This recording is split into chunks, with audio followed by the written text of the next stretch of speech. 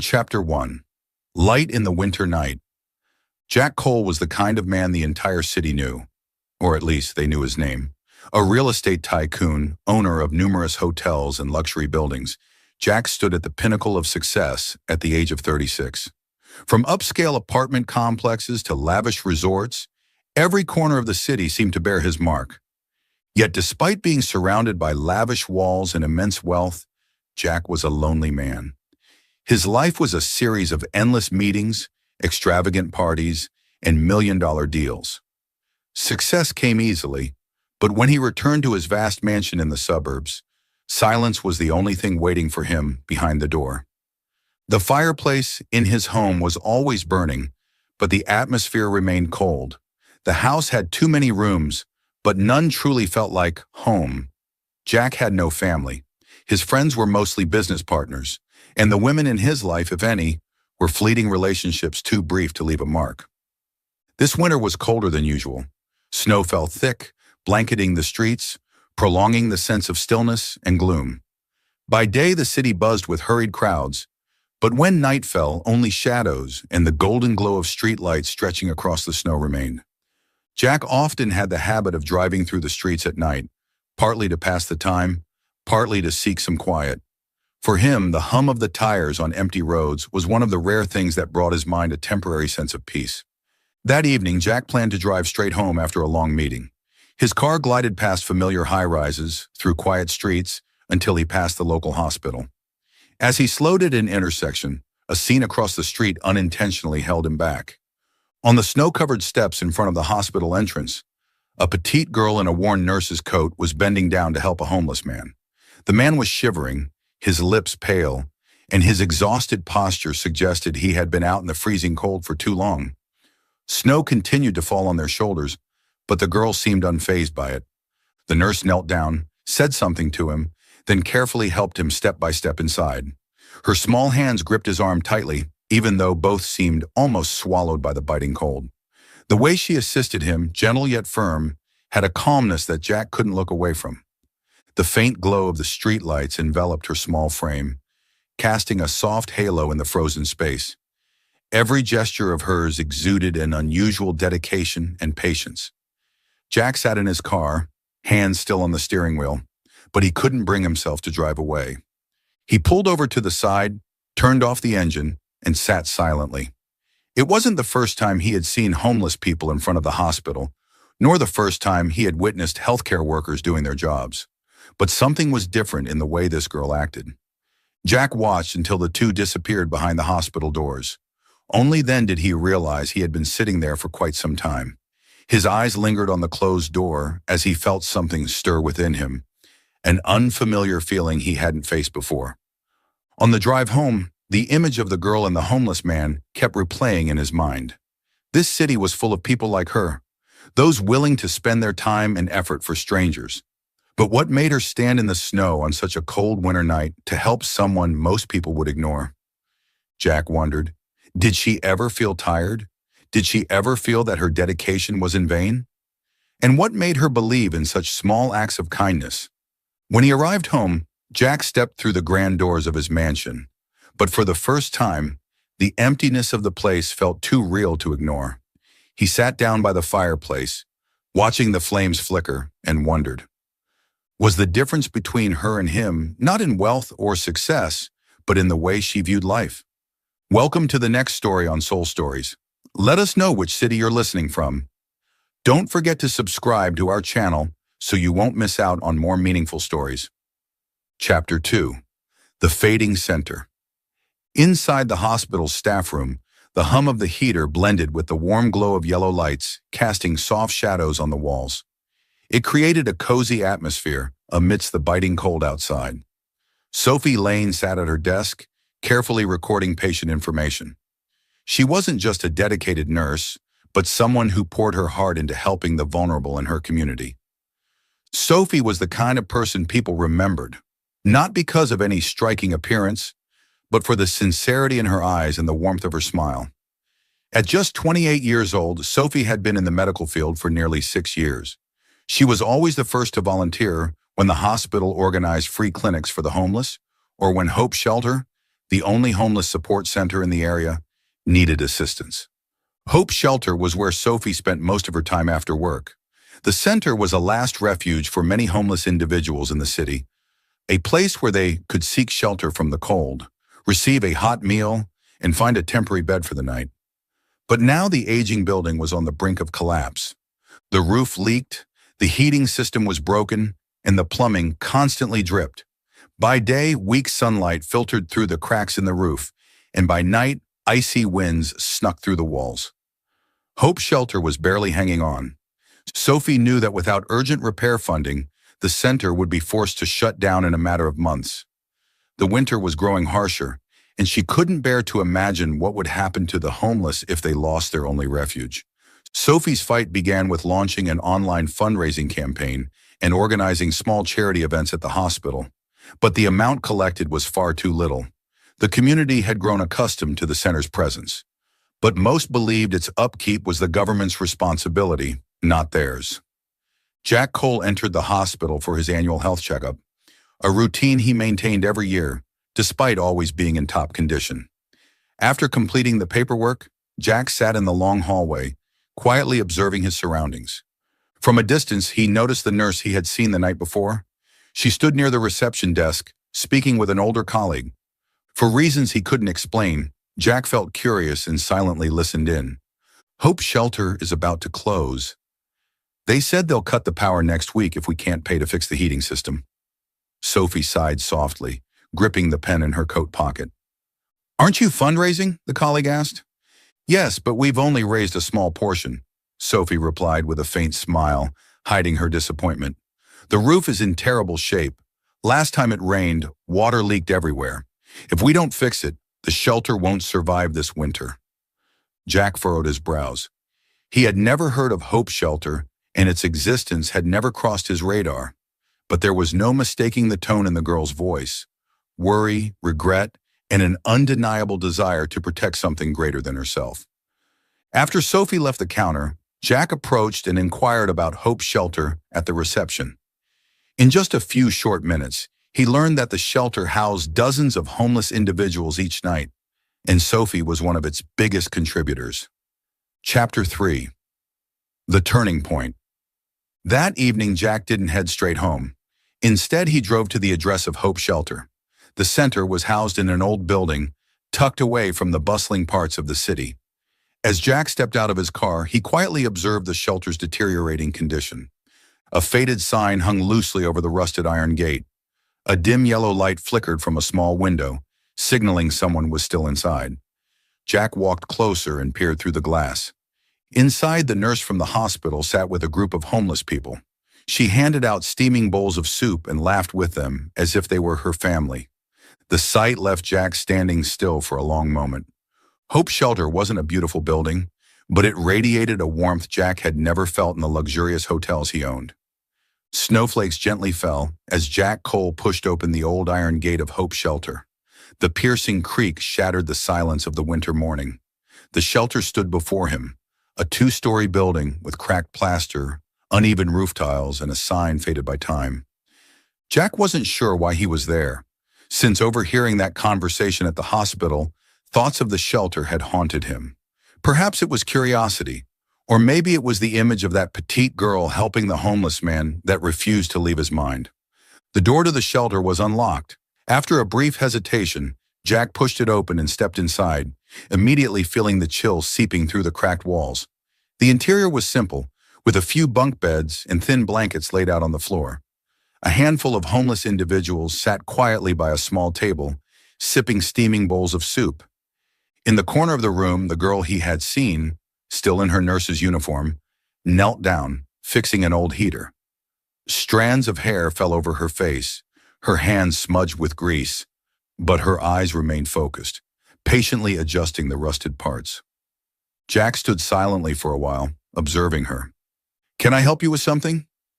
The girl looked up, startled to see Jack standing there. Though they hadn't spoken, she recognized him immediately. It was hard to forget the tall man in an expensive suit who had watched her from afar the night before.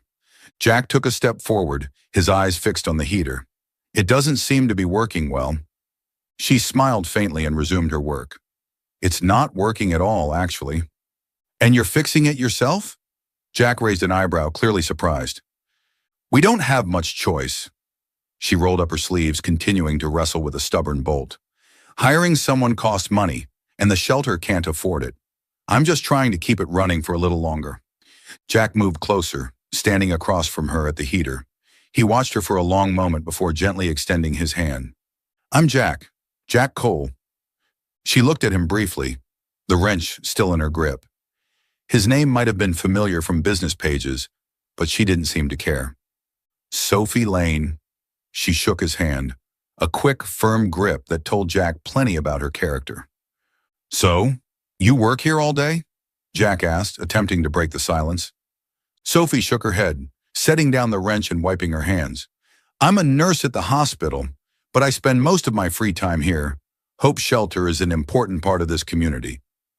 Jack glanced around the room, his eyes lingering on the cracks in the walls. The place looks like it's about to fall apart. It probably will, Sophie sighed, leaning against the table. But we'll keep it going as long as we can. The shelter is in serious disrepair, and we desperately need funds to fix it. Jack slipped his hands into his coat pockets, thinking for a few moments before speaking. I could cover the entire cost. Sophie froze, surprise flickering in her eyes. Are you serious?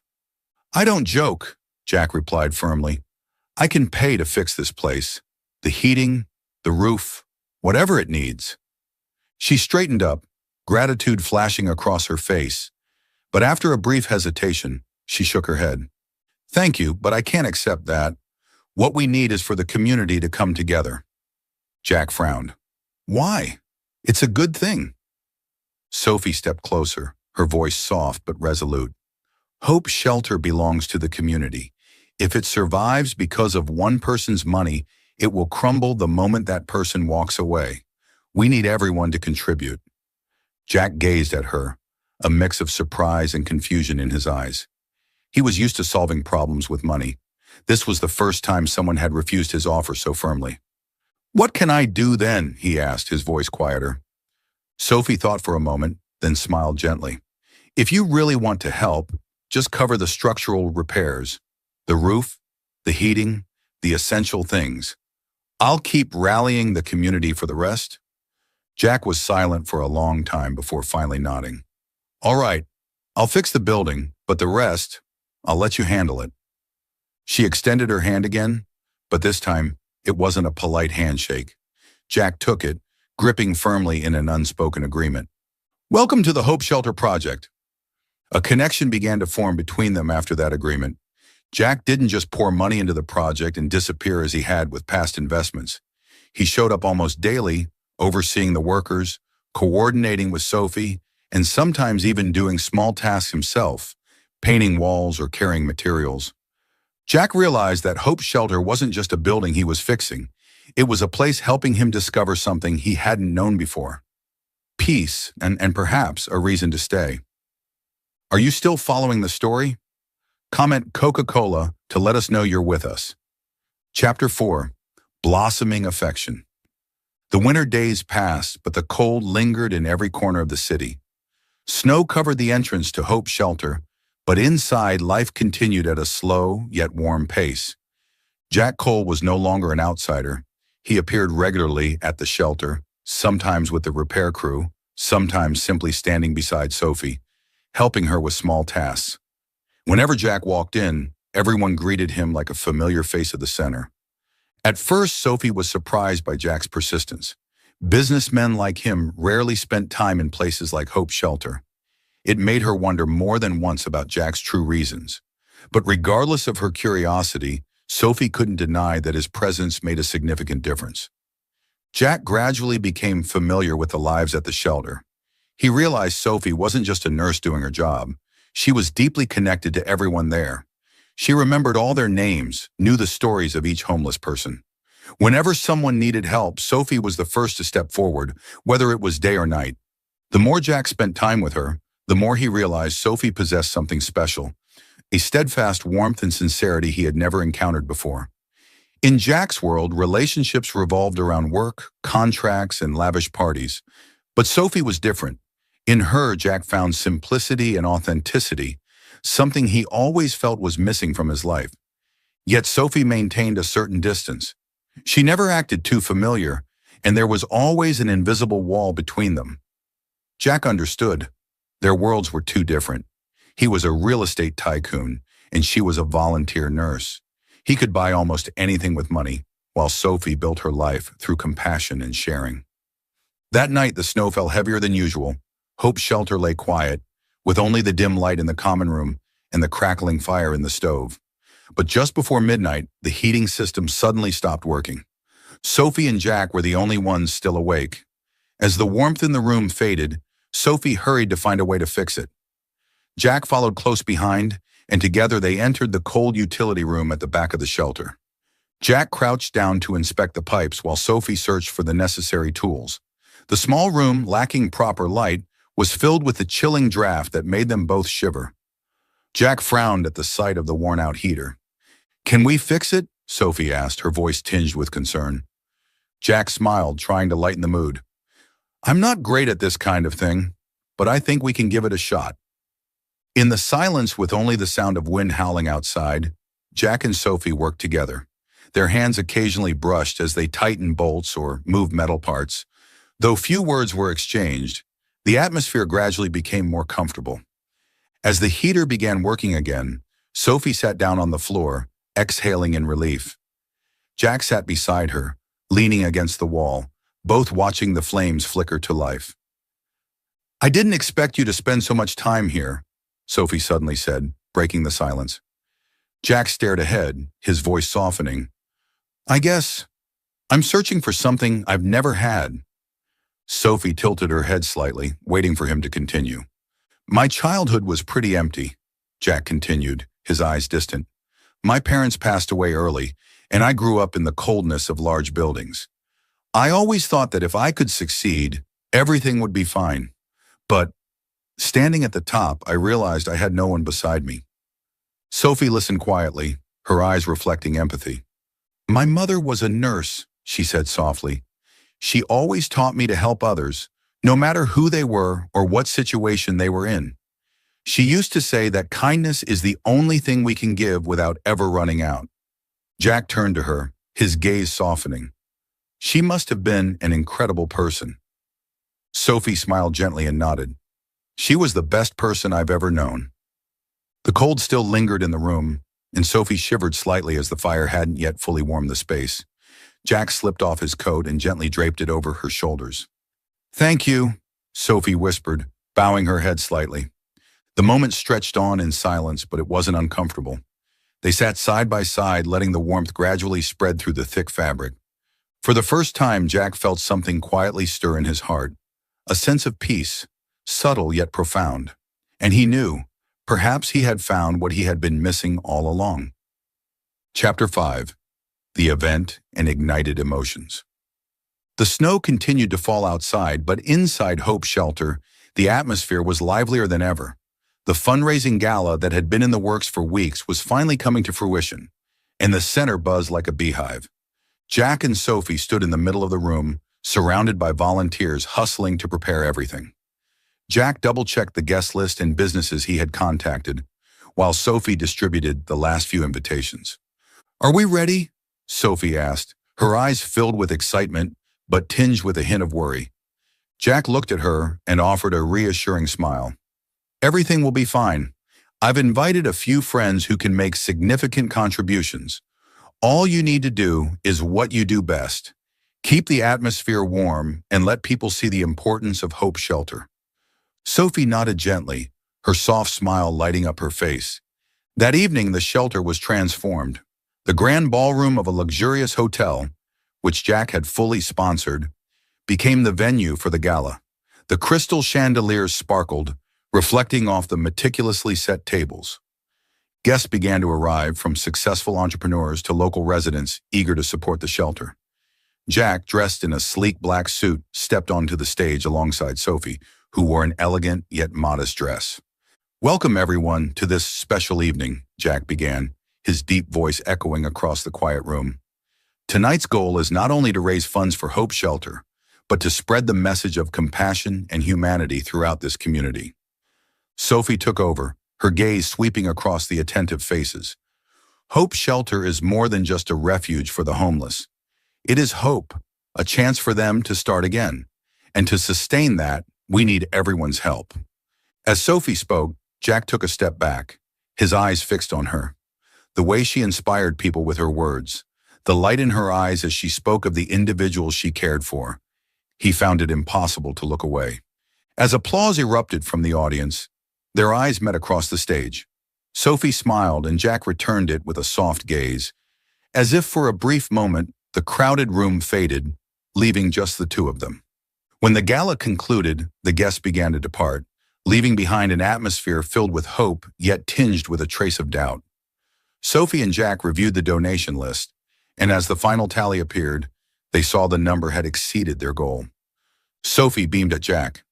"Thank you for saving this shelter." Jack stepped closer, his eyes gentle yet resolute. "I don't just want to save the shelter, Sophie. I want to stay by your side." His words left Sophie speechless. In that moment, the room seemed to fall silent. The warmth in Jack's eyes enveloped her, and Sophie felt as if the invisible wall between them slowly dissolved. Later that night, they stood outside Hope Shelter, gazing at the lights shining through the snowy veil. Sophie leaned quietly against the railing, with Jack standing by her side. "Thank you, Jack. Not just for the shelter, but for everything," Sophie whispered. Jack looked at her, a faint smile on his lips. "I should be the one thanking you. You've shown me something I never thought I could find." Under the soft glow of the streetlights, both Sophie and Jack realized that not only had Hope Shelter been saved, but they had also found a renewed sense of hope in life and in each other. We'd love to hear your feedback. Leave a comment and let us know how you felt after watching the video. Your feedback is the motivation for us to continue bringing more meaningful stories. Chapter 6. A New Beginning Together. Winter slowly gave way to the gentle sunlight of early spring. Hope Shelter donned a completely new look. The walls were freshly painted, the roof solid, and the heating system working smoothly. Every corner of the center breathed with renewal, the result of months of effort that Jack and Sophie had built together. Jack stood in front of the shelter's gate, his eyes following the children playing in the yard. Sophie stepped out, radiating the same simplicity, but with an undeniable energy. She looked at him, a soft smile gracing her lips. "It looks good," Jack said, admiring the building with pride. "It's more than good," Sophie replied, standing beside him. "Without you, this place wouldn't still be here." Jack turned to her, his gaze softer than ever. "Without you, I wouldn't have found a reason to start this in the first place." Hope Shelter was no longer just a refuge for the homeless. The center had expanded to offer mental health support, job training, and became a beacon for those seeking a second chance in life. Jack continued to fund community programs, but this time, he wasn't doing it alone. Sophie stood by his side in every project. Day by day, they met with volunteers, discussed plans to expand the center, and worked on developing similar projects in other cities. Gradually, Jack realized he wasn't just investing in real estate, he was investing in a more meaningful life, with Sophie at the center of everything he pursued. The following winter, as snowflakes drifted outside, Jack and Sophie stood on the second-floor balcony of Hope Shelter, watching the snow fall softly. Below, children played in the yard, their laughter echoing in the peaceful air. Jack gently adjusted Sophie's scarf, worried she might get cold. She smiled, leaning against the railing, her eyes reflecting quiet satisfaction. "You've shown me," Jack suddenly said, his voice low but full of emotion, "that sometimes a home isn't made of walls, but of someone willing to open their heart." Sophie turned, surprised by the sincerity in Jack's eyes. She didn't say anything. She simply held his gaze. "I stayed because of you, Sophie," Jack whispered, his eyes never leaving hers. Sophie's heart skipped a beat. "Jack." He smiled softly and stepped closer, gently taking her hand. "I want to make this place a home for everyone, and for you and me." Sophie looked into his eyes, happiness quietly blooming within her. Slowly, Jack knelt down and pulled out a small velvet box from his coat pocket. Opening the box, a delicate silver ring shimmered softly under the fading light of sunset. Sophie, you taught me that love isn't something you can buy. It's something you build, day by day. Let me build that with you. Will you marry me? Sophie froze for a moment, then a joyful smile spread across her face. Yes, Jack, I will. Jack rose, gently slipping the ring onto her finger, and wrapped her in his arms. Under the snowy sky, they stood together, as if time had paused to witness the union of two souls who had found each other in the cold of winter. Their wedding took place on a warm spring day in the small courtyard of Hope Shelter. They decided on a simple ceremony, attended by those they had helped and the volunteers who had become like family. Sophie wore a simple but elegant dress, while Jack stood beside her, his eyes never leaving the woman he loved. They exchanged vows in front of everyone, under the gentle morning sunlight. As their lips met for the first time as husband and wife, the children cheered, and the once homeless guests clapped with joy. Hope Shelter was no longer just a reintegration center. It had become a symbol of companionship, love, and new hope. After the wedding, Jack and Sophie continued to expand their outreach projects to other cities. They traveled far and wide, building new centers and offering help to those searching for second chances. Despite their busy lives, they always found time for each other, sharing simple yet meaningful moments. Their love wasn't built on grandeur, but on the small, sincere, and humble acts of everyday life. Day by day, Jack came to understand that true happiness wasn't in wealth or status, but in finding someone to walk beside him through every step of the journey. And with Sophie by his side, Jack knew he had finally found his real home. Thank you for watching the video. If you enjoyed this content, don't forget to hit like and share to spread the story to more people. Subscribe to the channel and turn on notifications to never miss our latest videos. Thank you, and see you next time. Chapter 1: The Lost Man. David Carter sat quietly behind the wheel, his eyes fixed on the long road ahead. The sunset painted the sky in vibrant hues of orange, but inside him was an unfillable void. Skyscrapers, billion-dollar deals, and high-pressure meetings now felt like parts of a distant world he no longer wished to touch. For the past 10 years, David had built a real estate empire that everyone admired. His name appeared on the front pages of economic magazines, a golden man whom every investor wanted to collaborate with. But behind the glamour were endless family disputes. The most recent confrontation between him and his younger brother over control of the corporation had pushed everything to the brink of collapse. David no longer wanted to continue. His black sports car glided down the empty roads, leaving the bustling city behind. He had no idea where he was heading. He just needed to escape everything, at least for a while. Before he knew it, David found himself stopping in a small town called Seagrove, a place famous for its traditional pottery workshops. He parked the car and walked into the town. The town was peaceful, devoid of skyscrapers and dazzling lights. Only cobblestone streets, wooden houses, and small shops nestled against the hillside greeted him. Somehow David felt like he had found a place where he belonged. His eyes stopped at a small pottery workshop named Matthew's Ceramics. In front of it was an old sign, "Potter wanted, no experience needed." David stepped out of the car, standing before the old wooden door. Inside, the crackling sound of a kiln blended with the gentle hum of a spinning wheel. Strangely, this place felt familiar. Lily Harper, the owner of the workshop, was busy working on a flawed vase. Her fingers were coated in clay, and her brown hair, tied up in a messy bun, reflected the exhaustion of a long day. David stood silently for a moment, watching her. There was something about Lily that he couldn't look away from. Not her striking beauty, but the sincerity and determination in every movement she made. "Are you still hiring?" David's voice broke the silence. Lily looked up, her blue eyes staring at him. She paused, slightly startled. The man seemed familiar, but Lily couldn't recall where she had seen him before. "Do you have any pottery experience?" Lily asked, her eyes filled with doubt. David shook his head, smiling softly. "Not at all." Lily raised an eyebrow, sighing. "Then you'll be the worst apprentice I've ever hired." David shrugged, unfazed. "I learn fast." Lily was silent for a few seconds, then nodded. "If you're okay with low pay and getting your hands dirty, welcome aboard." David smiled, stepping fully into the workshop. He looked around, taking in the earthy scent of clay and the warm glow of the kiln. A sense of peace quietly seeped into his soul, something he hadn't felt during his years in the city. What Lily didn't know was, this wasn't their first meeting. David remembered Lily vividly. 5 years ago, on a stormy night, his car broke down by the side of the road. It was Lily who had stopped, helped him fix the car, and invited him to this very workshop to take shelter from the rain. But Lily had forgotten. David never forgot the girl with eyes that shimmered in the firelight, the one who helped him without expecting anything in return. And now, by chance, he had met her again, even though she didn't remember him.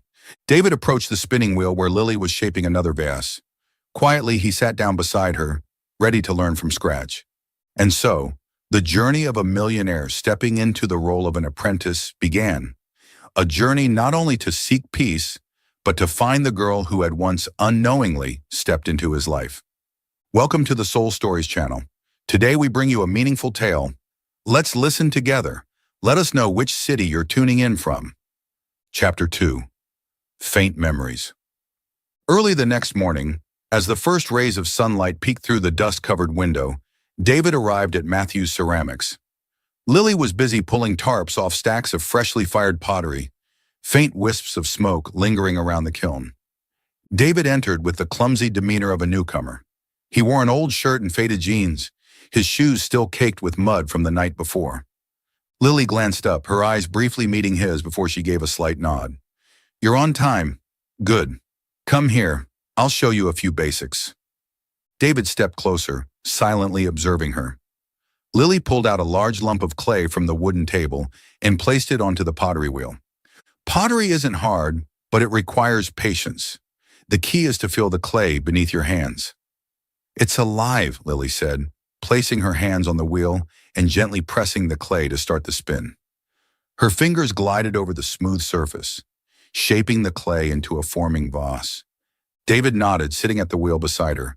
He began following Lily's instructions, but the moment the wheel started spinning, the lump of clay suddenly flew off, landing across the floor in a long smear. Lily burst out laughing. "I've never seen anyone throw clay that far." David chuckled awkwardly, picking up the clay, his face slightly flushed.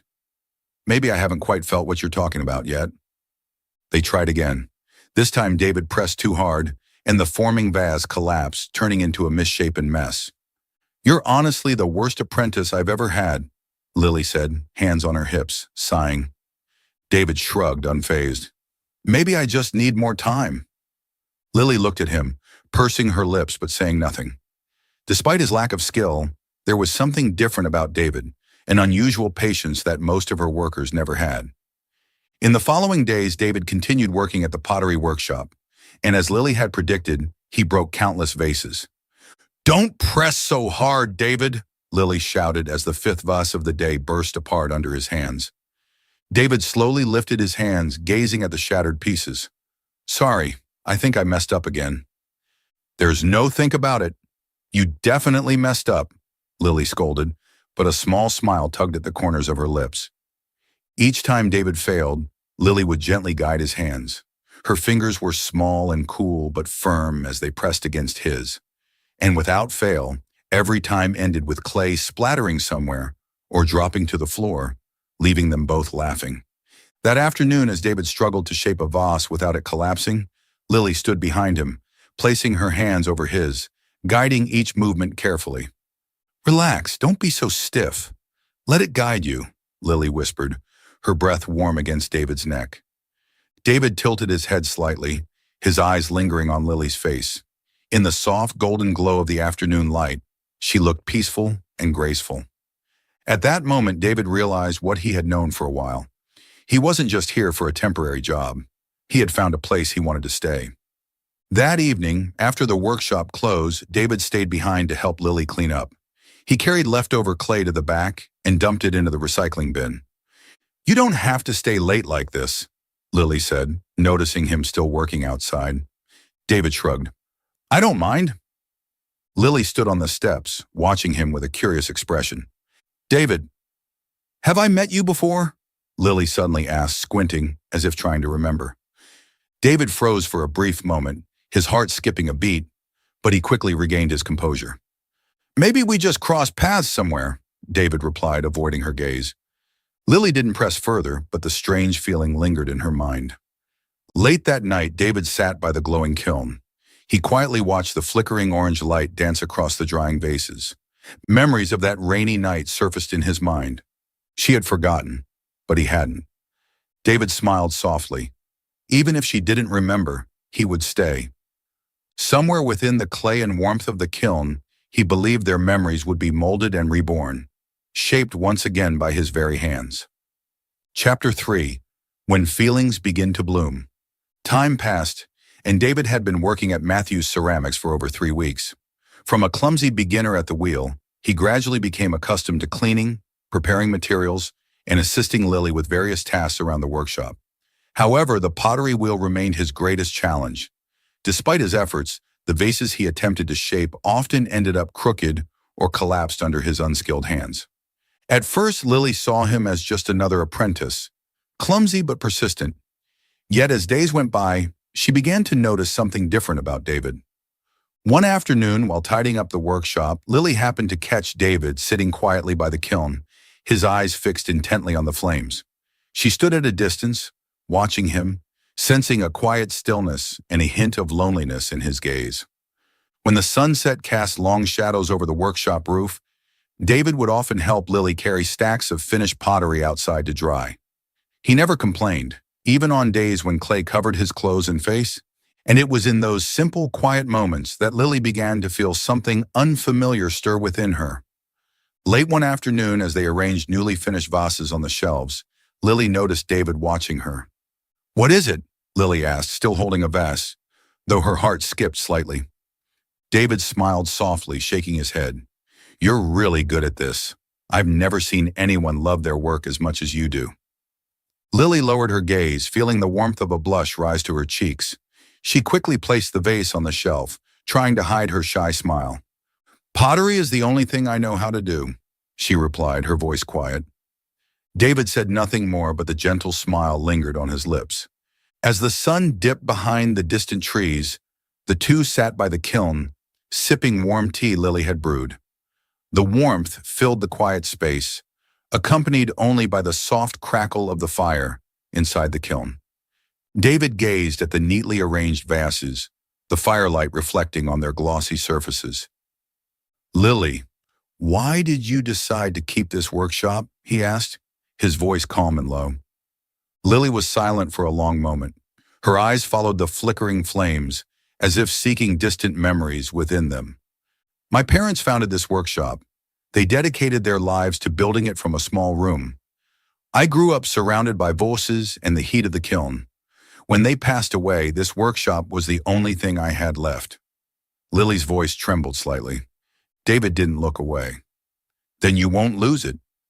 Lily smiled faintly, but there was worry hidden within her expression. "I've tried, but it's getting harder. Larger workshops mass-produce using machines. Handcrafted pottery like mine is losing customers. The bank loans are piling up. I'm afraid that one day, I won't be able to continue." David looked at her for a long time, then gently placed his hand on her shoulder. "You won't lose it," he said, his voice steady. Lily felt the warmth from David's hand, and her heart quickened. She didn't understand why his presence brought her such unexpected comfort. That night after the workshop had closed, David and Lily sat on the porch, gazing at the pale moonlight that blanketed the small town.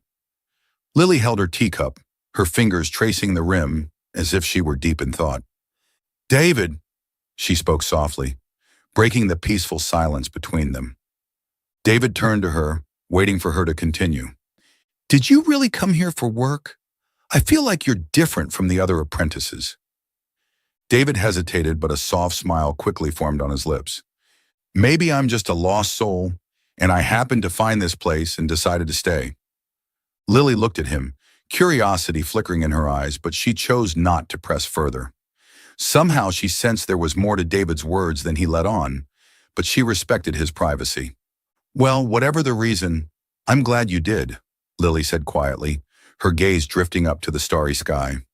David smiled, lifting his eyes to the vast night above.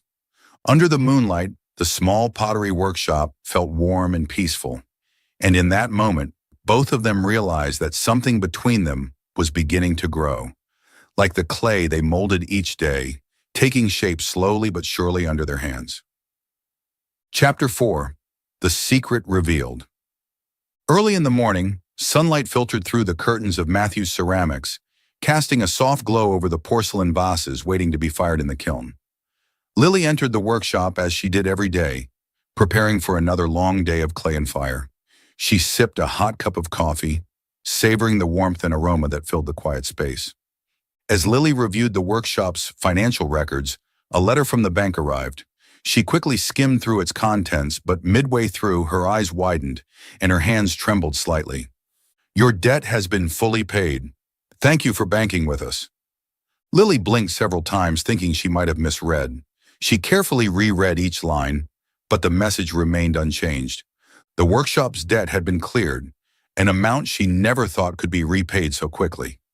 Setting the letter down, Lily immediately dialed the bank's number. "Hello, this is Lily Harper, owner of Matthew's Ceramics. I just received a notice that my debt has been fully paid, but I haven't made any payments. Is there some kind of mistake?" The banker on the other end paused briefly, checking her file. "Hello, Ms. Harper. According to our records, your debt was fully paid last week. However, we don't have any information regarding the payer. It may have been handled by a third party directly." Lily's breath caught. "A third party?" "Yes, ma'am, but I'm afraid the payer's information is confidential." Lily hung up, her mind swirling with questions. Who would pay off her debt without saying a word? She mentally ran through a list of friends and acquaintances, but no one she knew had the means to cover such a large sum. That evening, under a moonlit sky, the workshop lay still and quiet. Lily stood outside, the crisp night air cooling her skin. She leaned against the porch railing, gazing at the neatly stacked pottery drying in the courtyard. The workshop felt more peaceful than ever, but her thoughts lingered on the mysterious debt. As Lily drifted in thought, a deep voice echoed from behind the workshop. "Yes, cancel the workshop's debt, but don't let her know." Lily froze, her breath hitching. She slowly stepped toward the voice, and under the dim light, she saw David standing there, phone in hand, his expression serious and careful. Her heart pounded as confusion and disbelief swept over her. She stepped closer, her voice trembling. "David, what did you do?" David turned around, momentarily surprised to see her, but instead of deflecting or hiding, he calmly put his phone away and met her gaze. "I just wanted to help you, Lily." Lily took another step, now standing just a few feet away from him. Her eyes searched his face, trying to piece together what she had just heard. "Who are you? Why would you pay my debt?" David sighed, realizing there was no point in hiding the truth any longer. He took out his phone, opened a news article, and handed it to Lily. On the screen was an image of David, dressed in a sharp suit, standing in front of a skyscraper. The bold headline read, "David Carter, real estate tycoon and founder of the Traditional Craft Preservation Fund." Chapter 5. The Past Resurfaces. Lily stood frozen, her gaze wavering as she stared at the news article on David's phone. The name David Carter wasn't the most shocking part. It was the realization that the man who had been working alongside her all this time was a real estate tycoon that left her heart tightening. "You're David Carter? A real estate tycoon?" Lily stammered, struggling to believe what she was seeing. David nodded slowly, his eyes steady and unwavering. "You're a millionaire. Why are you working here like an apprentice?"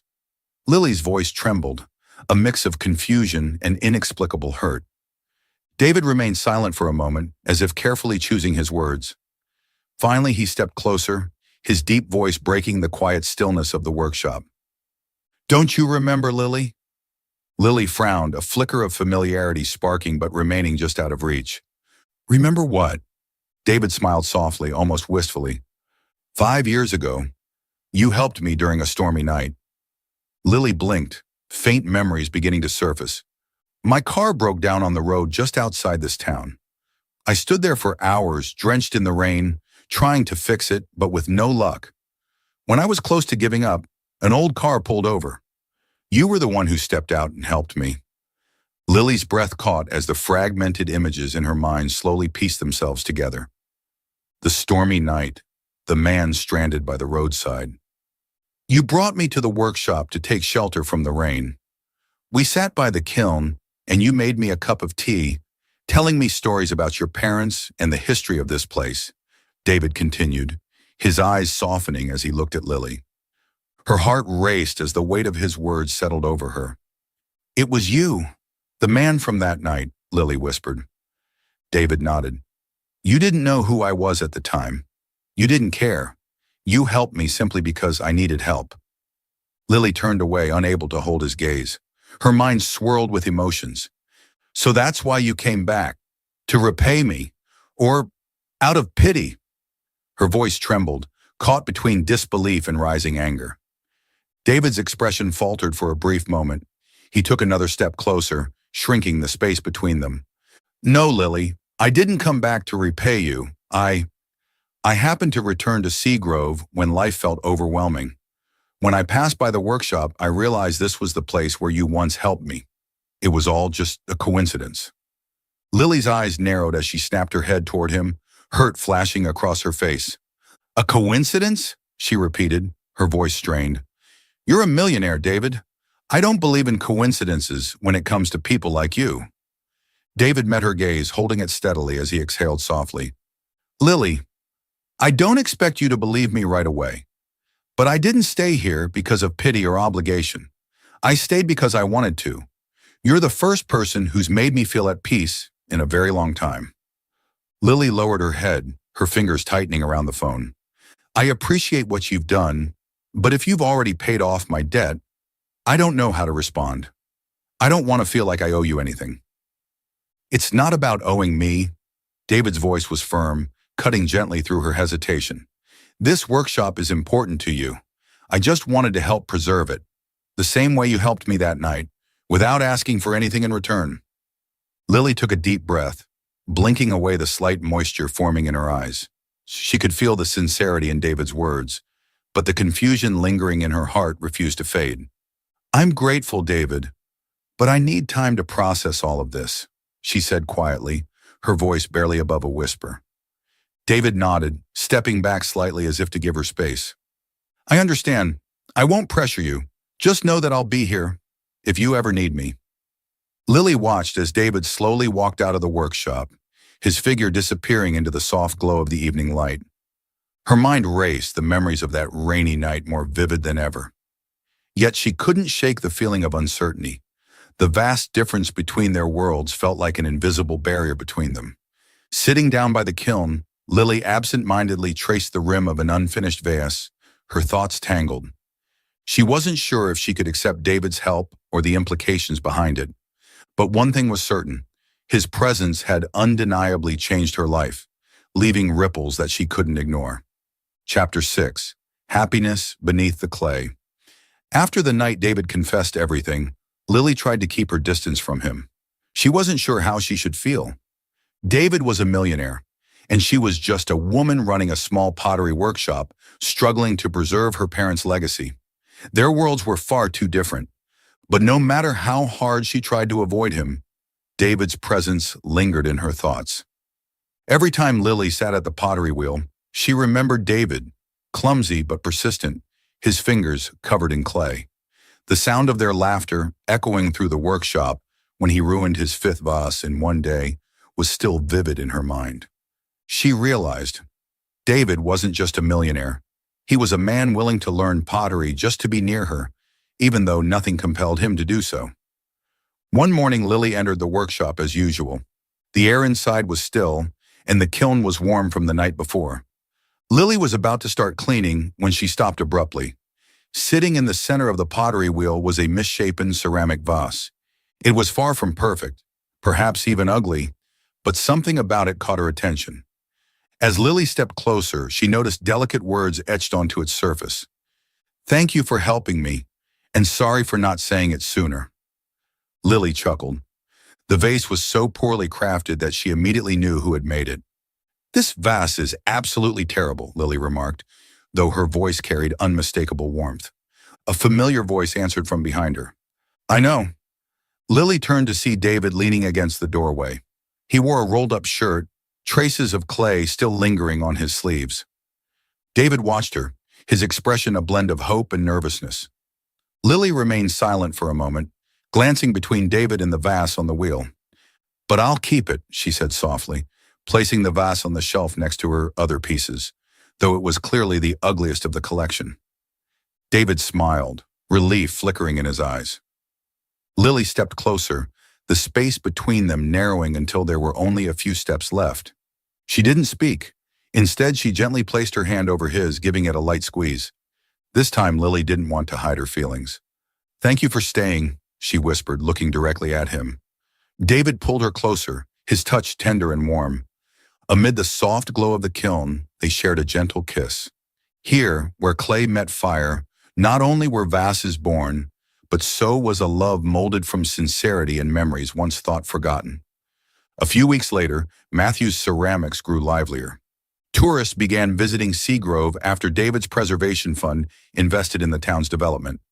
Yet none of them knew that the fund's owner often had clay on his hands, working alongside Lily in the small workshop. Lily remained the heart of Matthew's ceramics, while David, despite his wealth, was still the worst apprentice she had ever had.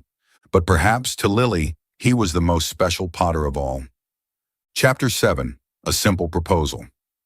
One late afternoon, the golden light of sunset bathed the small pottery workshop. Lily sat at the pottery wheel, her hands gliding over the smooth clay. Across the room, David stood silently, watching her. At times, he wondered how different his life might have been if his car hadn't broken down that rainy night, leading him to meet this small but strong-willed woman. David slowly approached, holding a small wooden box he had spent the past week crafting. The box wasn't perfect, its edges slightly uneven, a mark of the clumsy potter he still was. "Lily," David's voice broke the quiet hum of the evening. Lily looked up, surprise flickering in her eyes. "What is it?" she asked, noticing the box in his hands. David didn't answer immediately. He set the box on the table, lifting the lid. Inside lay a simple ring with a small stone reflecting the soft glow of the sunset. "This ring isn't extravagant or flawless," David said softly, his gaze tender. "I didn't pick it from a fancy jewelry store. I made it myself, from the first piece of clay you taught me to shape." Lily froze, her fingers gently brushing the ring. "David, you!" David knelt on one knee, taking her hand in his. "I came here searching for peace, and I found it, with you. You've taught me that happiness doesn't lie in luxury, but in the simplest of things." Lily pressed her lips together, feeling her heart race so loudly she was sure he could hear it. "Will you marry me, Lily? Let's build a life together from clay, from the simple things we have." Tears shimmered in Lily's eyes. She nodded, unable to speak, overwhelmed with emotion. David gently slipped the ring onto her finger. As his hand brushed against hers, Lily felt a warmth spread through her, as if the world around them had paused, leaving only the two of them, wrapped in a moment filled with love. We'd love to hear your feedback. Leave a comment and let us know how you felt after watching the video. Your feedback is the motivation for us to continue bringing more meaningful stories. Chapter 8. A Kilnside Wedding. Matthew's ceramics glowed warmly on the day of Lily and David's wedding. It wasn't a lavish ceremony with silk-draped chairs or extravagant receptions. Instead, Lily chose to hold the wedding right inside the pottery workshop, where everything began. White ribbons adorned the corners of the workshop, and the ceramic vases that Lily and David had made together became centerpieces on simple tables. Friends from Seagrove and longtime potters arrived early to help Lily with the arrangements. David stood by the kiln, dressed in a modest suit. He adjusted his tie, feeling his hands tremble slightly. But as soon as Lily appeared in her simple white dress, all his nervousness melted away. She walked toward David, her eyes radiating love and warmth. The officiant stood before them, offering a gentle smile. "Today we gather to witness the union of two souls, David and Lily. No matter how life unfolds, love remains the simplest and most powerful force." David held Lily's hands tightly, his voice steady as he made his vow. "I promise to stand by you, no matter what life brings. I'll be the clumsiest potter you've ever had, but I'll also be the man who loves you the most." Lily laughed softly, tears of joy streaming down her cheeks. "And I promise," she replied, "no matter how many vases you break, I'll stand by you and help you make them again." Laughter filled the workshop from the guests gathered around them. As the officiant declared them husband and wife, David leaned down and kissed Lily, illuminated by the soft glow of the kiln behind them. That evening, beneath a sky full of stars, Lily and David sat by the kiln, just as they had on countless quiet nights before. Clay still speckled the pottery wheel, and Lily gently twisted the ring on her finger, smiling as she watched David shape another vase. "This one might not turn out lopsided," David said, though doubt lingered in his voice. Lily giggled. "Even if it does, I'll keep it." David looked up at her, his eyes filled with affection. "Why?" he asked, though he already knew the answer. "Because it's yours, and because I love you." David softly took her hand, giving it a gentle squeeze. The small pottery workshop continued to glow with light, where their love had been forged, molded, and became the most precious creation of all. Thank you for watching the video. If you enjoyed this content, don't forget to hit like and share to spread the story to more people. Subscribe to the channel and turn on notifications to never miss our latest videos. Thank you, and see you next time. Chapter 1: The Fateful Night at Sea. The sun gradually set, leaving the last flickers of light shimmering over the deep blue ocean. A sleek white yacht gently glided over the waves, a solitary speck amidst the vast expanse of the sea. Alex Miller stood on the deck, holding a glass of wine in his hand, his gaze quietly fixed on the distant horizon. From this height, the city with its dazzling lights and endless meetings seemed far away. Alex was accustomed to the fast-paced lifestyle, but recently a hollow emptiness had crept into his mind. Success, wealth, all of it felt meaningless when there was no one to share it with. He left New York in search of some peace, renting a private yacht to escape the noise. The ocean was the only place Alex felt free from the pressures of work and the false admiration of others. However, that peace didn't last long. The sea breeze suddenly grew stronger, and waves began to rise. Alex frowned, looking toward the horizon. Dark clouds slowly gathered, casting shadows over the sky. "Looks like a storm is coming," Alex murmured, hastily stepping into the wheelhouse. But before he could do anything, a massive wave crashed against the side of the yacht, throwing him into the sea. The icy seawater engulfed Alex, pulling him deeper. He struggled to stay afloat, but the relentless waves dragged him further away.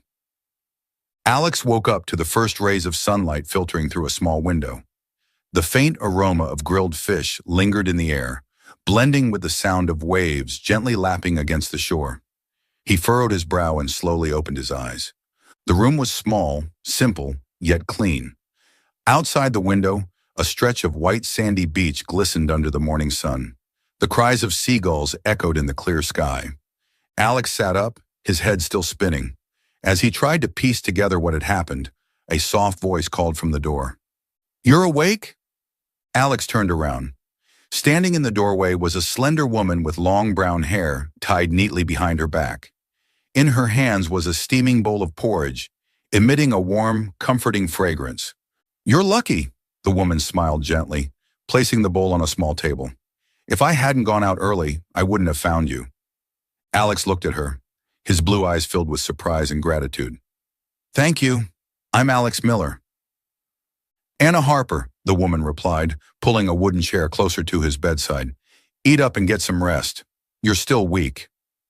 Alex glanced down at the steaming porridge, its simplicity starkly contrasting the luxurious meals he was used to. Yet strangely, every spoonful brought an unexpected sense of comfort. He looked around. The small coastal house was modest but exuded warmth. From the carefully mended curtains to the old but spotless wooden table, Alex realized there were no signs of wealth, yet it held the tranquility he had always longed for. "When will the boats arrive?" Alex asked, his gaze drifting toward the sea. Anna shrugged, her eyes reflecting optimism. "Maybe in a few days. The recent storm damaged some routes. But don't worry, you can stay here until the boats come." Alex nodded, feeling slightly uneasy. He was used to managing million-dollar projects, but here, he was just a stranger unable to fend for himself. "So, Is there anything I can help with? Anna laughed, shaking her head. Just rest. In this fishing village, guests rarely have to work. Alex smiled. For the first time in months, he felt at ease, as if all the burdens of life had melted away with the waves outside. Alex didn't know that this was the beginning of a new journey, one where he would discover much more than he ever expected. Welcome to Soul Stories. Today we bring you a heartwarming tale. Let us know which city you're tuning in from around the world. Don't forget to subscribe to our channel to catch more meaningful stories. Chapter 2. Staying to repay the favor. The next morning, Alex woke up as the first rays of sunlight filtered through the small window, casting a soft golden glow over the modest room. The gentle sound of waves lapping against the shore blended with the faint aroma of grilled fish drifting in from the kitchen. When Alex stepped out of the room, Anna was already sitting on the front porch, skillfully mending a torn fishing net. Her father, Mr. Harper, was preparing the boat for an early trip out to sea. "You're up early," Anna smiled, glancing up at Alex as the sea breeze tousled her loose hair. Alex stood there, feeling the lingering chill left by the storm the night before. In the distance, several damaged boats rested silently on the sand, and the paths leading out of the village were still covered in mud. "I guess I won't be leaving anytime soon." Alex sighed, his gaze fixed on the muddy road ahead. Anna nodded slightly. "The rescue boats will come, but not right away. You'll have to stay for a few days." Alex was silent for a moment, then flashed a faint smile. "If that's the case, I suppose I should do something to help, as a way to repay you for saving my life." Anna laughed, her eyes sparkling. "Helping is good, but I'm not sure a wealthy businessman like you can handle life in a fishing village." Alex shrugged. "Let's find out." On his first day, Anna took Alex out to sea with her father. The three of them sat on a small boat, bobbing gently with the waves. The wind was strong, and Alex quickly realized that fishing wasn't as simple as it seemed. Anna handed Alex a fishing net, guiding him on how to cast it into the water. On his first try, Alex threw the net in the wrong direction, causing it to snag against the side of the boat. "Wait, let me untangle it!" Alex hurriedly pulled the net up, accidentally tipping over a bucket of freshly caught fish into the ocean. Anna laughed, covering her mouth to stifle the sound. "You just send our catch back to the sea, Alex." Alex lowered his head, his face flushing with embarrassment. "Sorry, I'm not used to this." "It's all right. First time for everything," Anna reassured him, gently retrieving the net. "Let me show you again." Alex watched Anna quietly. She moved with ease, casting the net, pulling fish aboard, and repairing any rips in the net with swift, practiced hands. She joked with her father as they worked, showing no signs of exhaustion or complaint. Over the next few days, Alex continued to join Anna at sea. Despite his best efforts, he still couldn't match her skill. By the time they returned each afternoon, his skin was sunburned and his arms and legs ached from hauling nets all day. One morning, Alex sat at the edge of the boat, staring at his blistered hands. Anna approached, placing a small jar of ointment in his palm. "Apply this. If you don't, you won't be able to hold the net tomorrow." Alex looked up at her, smiling wearily. "Thanks. I don't think I've ever done anything this difficult before." Anna sat down beside him, squinting at the distant horizon. "You might be a great CEO, but here in the village, you're just a rookie." Alex chuckled, his laughter echoing across the calm sea. "Then I'll try my best to get promoted." Anna smiled but said nothing more. They sat in silence, the breeze playing with their hair and the sound of the waves softly filling the air.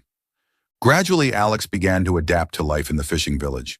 Each morning, he joined Anna at sea, spent the afternoons repairing nets, and listened to her father's stories about his younger days as they sat on the porch in the evenings. Alex felt something he hadn't experienced in years: peace and a sense of belonging. Gone were the high-stakes meetings and extravagant parties, replaced by simple, quiet days with Anna and her father. One night as they sat on the beach, Alex let out a soft sigh. "I never thought I could feel this content, even with the simplest things." Anna tilted her head, her eyes reflecting the moonlight. "Sometimes peace comes from the smallest things. You just have to stop and notice it." Alex remained silent, his gaze lingering on Anna's gentle face. Deep within him, a new feeling began to blossom. Subtle, but genuine. Chapter 3. A Warm Heart Amidst Poverty. The sun slowly began to set, casting a soft golden glow over the fishing village. Alex stood on the shore, holding an old fishing net that Anna had asked him to take for mending. In the distance, small boats bobbed gently on the waves, scattered like tiny dots across the water. Alex had been in the village for over a week. Initially, he felt out of place, but the simplicity of life here gradually became familiar. Mornings were spent at sea, afternoons mending nets, and evenings sitting on the porch, listening to the sound of the ocean breeze. It was a stark contrast to the life he once knew, surrounded by towering skyscrapers and endless meetings. That afternoon, on his way back from repairing the nets, Alex noticed Anna carrying a large basket of fish. She quietly walked along a narrow path leading to an old house at the edge of the village, the home of Mrs. Helen, an elderly woman who had fallen ill and lived alone. From a distance, Alex watched as Anna placed the basket at the front door, gently knocked, and walked away without waiting for any acknowledgement or thanks. When Anna returned, Alex couldn't suppress his curiosity. "Did you just bring fish to Mrs. Helen?" Alex asked, his gaze drifting toward the half-empty basket. Anna smiled, brushing the sand off her hands. "Yes, she lives alone and can't go out to sea. She asked me to bring her some fish last time, so I thought I'd stop by on the way back." Alex looked at Anna for a long moment. "But you don't have much to spare." Anna shrugged, her smile unwavering. "It's true I don't have much, but if I can help someone, I believe I should." Alex fell silent. In his world, people only cared about profits, wealth, and competition. Those around him were always fighting for opportunities, sometimes even at the expense of others. But here, Anna was willing to share despite having little herself. "Aren't you afraid you won't have enough to eat?" Alex asked, his voice tinged with both curiosity and disbelief. Anna chuckled softly, her gaze drifting toward the distant horizon. "You know, life in the village is tough, but if everyone shares a little, we can all live better. Sometimes giving away one fish can make a big difference." Alex stood still, letting Anna's words sink in. That evening, Alex sat on the porch, gazing out at the sea. Anna was inside preparing dinner, while her father worked on repairing a small boat nearby. Alex glanced down at his own hands, which were calloused and rough from the past few days of fishing and mending nets. He thought about his life in the city, the million-dollar deals, the important meetings, but never once had he considered sharing even the smallest portion of his wealth with others. Anna, on the other hand, lived in poverty, but possessed a heart full of kindness. At dawn, as Alex stirred from his sleep, he saw Anna preparing another basket of fish to take out. This time, Alex didn't ask any questions. He simply got up and quietly approached her. "Let me come with you," he said, reaching out to take the basket from her hands. Anna tilted her head slightly, studying Alex with a glimmer of surprise in her eyes. "You don't have to do this," she said softly. Alex smiled, stepping forward onto the narrow path. "You were right. Life gets easier when we share." They walked together along the village path, leaving behind footprints that stretched long on the white sand. Alex realized that there were lessons he could never learn in a boardroom, lessons that only revealed themselves when he immersed himself in the simplicity and sincerity of people like Anna. And deep within Alex, a change was beginning to take shape, a transformation sparked by the smallest yet most meaningful acts of kindness. Chapter 4. When the Heart Begins to Stir.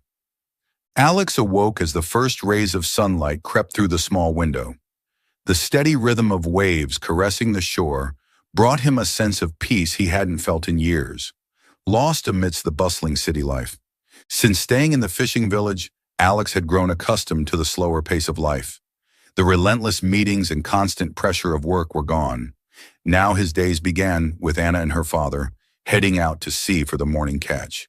As Alex stepped outside, Anna was already standing on the boat, her long brown hair swaying gently in the early breeze. She waved at him, her smile radiant, reflecting the sunlight glimmering over the water. "You're slow. The sun's about to rise," Anna teased. Alex chuckled, climbing onto the boat to sit beside her. He was no expert fisherman, but spending each morning with Anna brought him a sense of calm and ease he hadn't experienced in years. In the evenings, after returning from the sea, Alex and Anna often sat on the beach, watching the sunset. The sky turned hues of orange and red, casting golden reflections over the water's surface.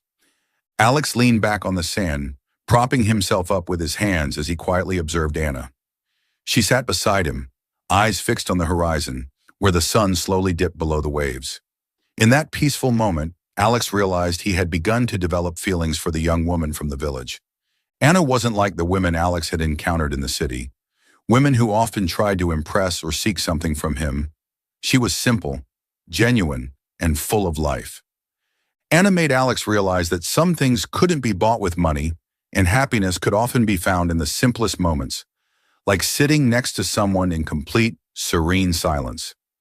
One evening, just as the sun was setting, Alex broke the silence.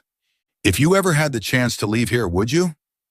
Anna paused slightly, her gaze still fixed on the distant sea. A gentle breeze passed by, carrying the salty scent of the ocean. "No." Anna shook her head softly, her voice as light as the waves. "The village is my home. My father, the sea, and the people I love are all here." Alex fell silent, letting Anna's words echo in his mind. He realized that Anna's connection to the village wasn't out of obligation or necessity. She genuinely loved this place. Every wave, every breeze, and the simple, kind-hearted people around her. Alex suddenly understood that he had never felt that sense of belonging, not to any place or anyone, the way Anna felt toward her village. On the long stretch of sand, Alex and Anna remained seated in silence. But it wasn't an awkward silence. The waves continued to crash gently along the shore, bearing witness to the unspoken connection growing between them. Alex glanced at Anna, catching her gaze shimmering in the fading light. He smiled softly, feeling his heart beat just a little faster. "You really do love this village, don't you?" Alex asked, his voice warm and low. Anna turned toward him, nodding slowly.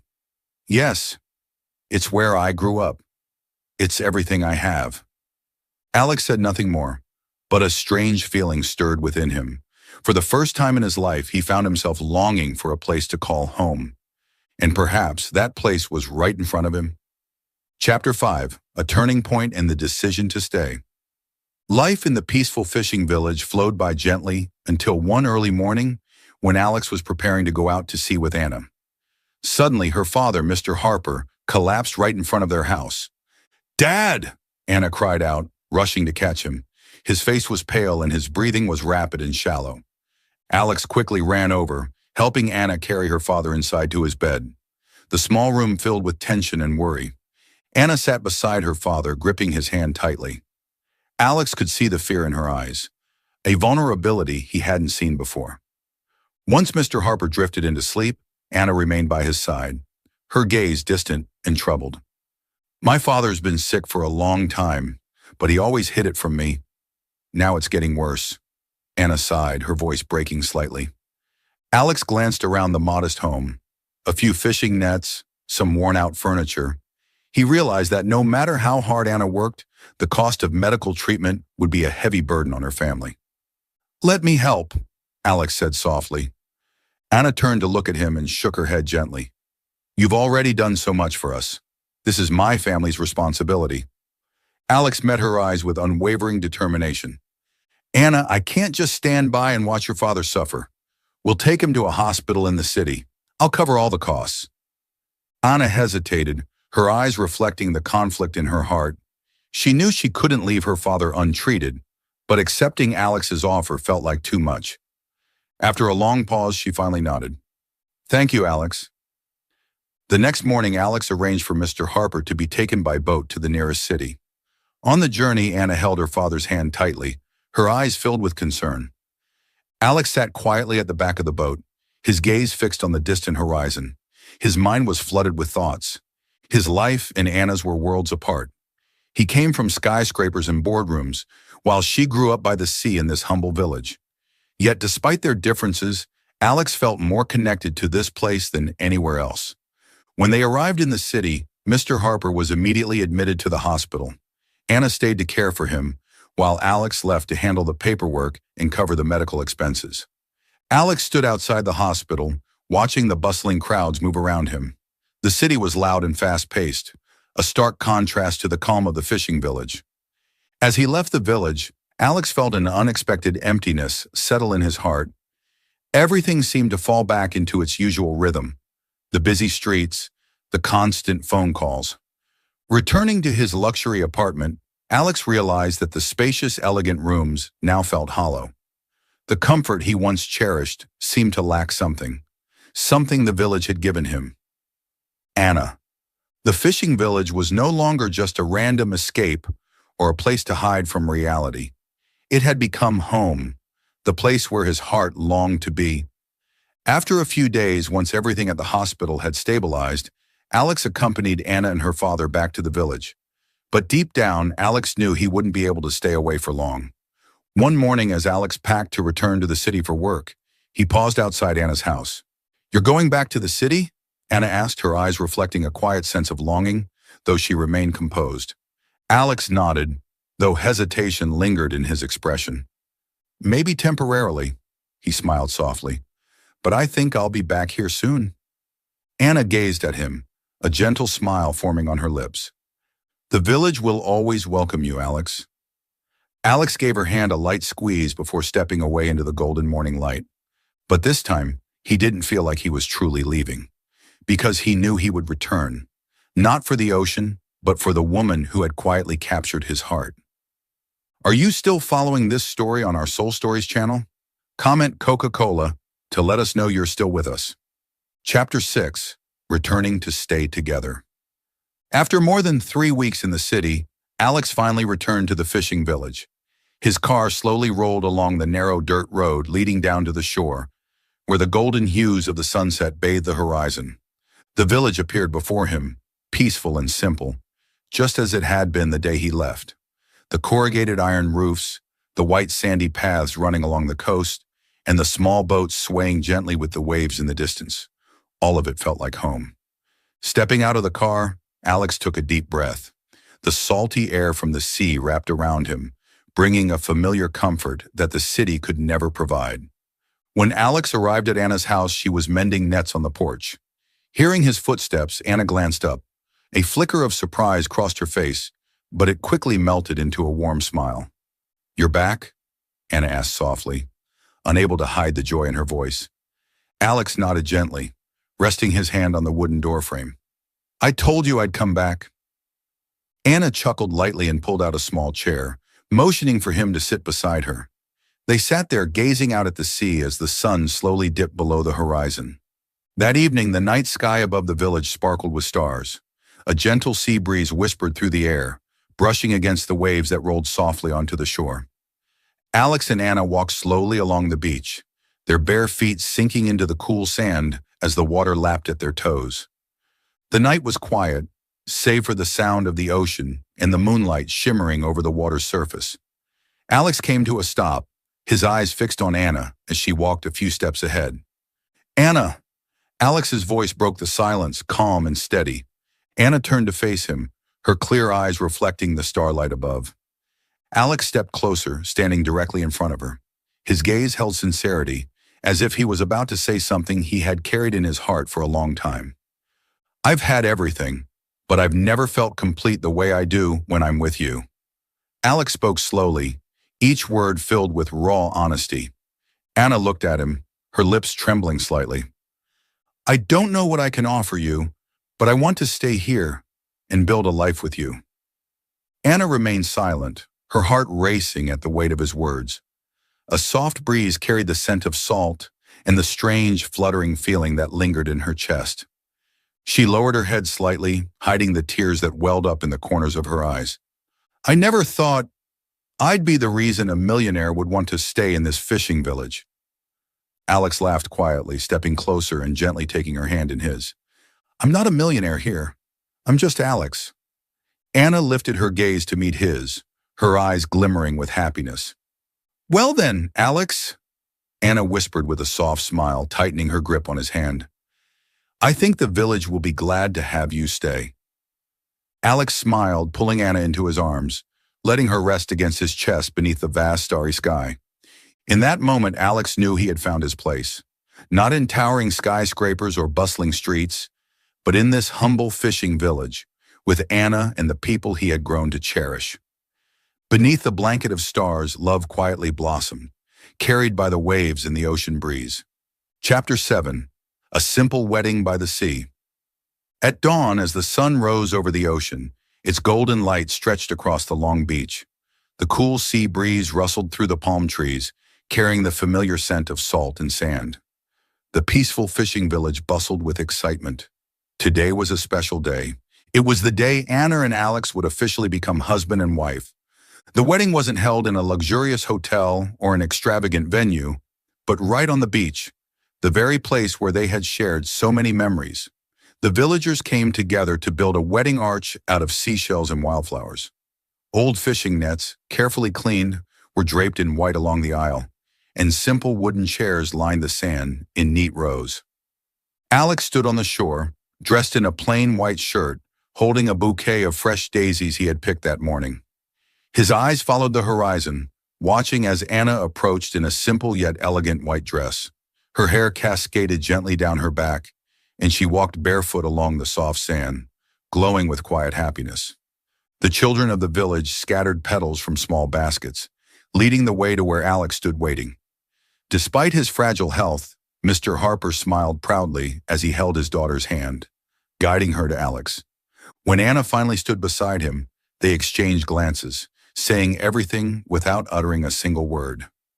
The wedding was officiated by the village elder, a man who had witnessed countless unions along the shores of the village. His voice was calm and warm as he began. Today we gather not only to witness the union of two souls, but also to celebrate the blending of two lives, one born of the sea and the other a stranger who found his home here. Alex and Anna held hands, standing before the entire village. In this village, I am not a millionaire, nor a successful businessman. I am simply a man who found love and peace in the arms of this woman, Alex said softly, his eyes never leaving Anna's. Tears glistened in Anna's eyes as she smiled. I never thought I'd be the reason a man like you would stay in this place. Alex gently squeezed her hand and replied, because this place has become my home. Applause echoed along the shore, blending with the sound of the waves as if the ocean itself was offering its blessing. After the wedding, Alex and Anna didn't leave the village for an extravagant honeymoon. Instead, they chose to remain by the sea, continuing their simple life together. Alex scaled back his responsibilities in the city, entrusting much of his company to a reliable management team. He spent more time at the village, helping Anna care for her father and working alongside the local fishermen.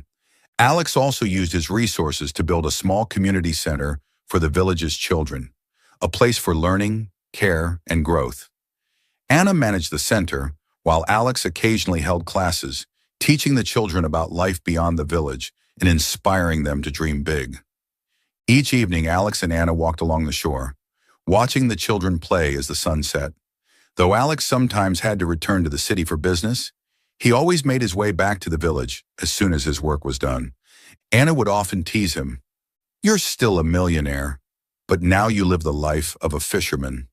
Alex would laugh and reply, "Millionaire or fisherman, it doesn't matter. As long as you're here, this is my home."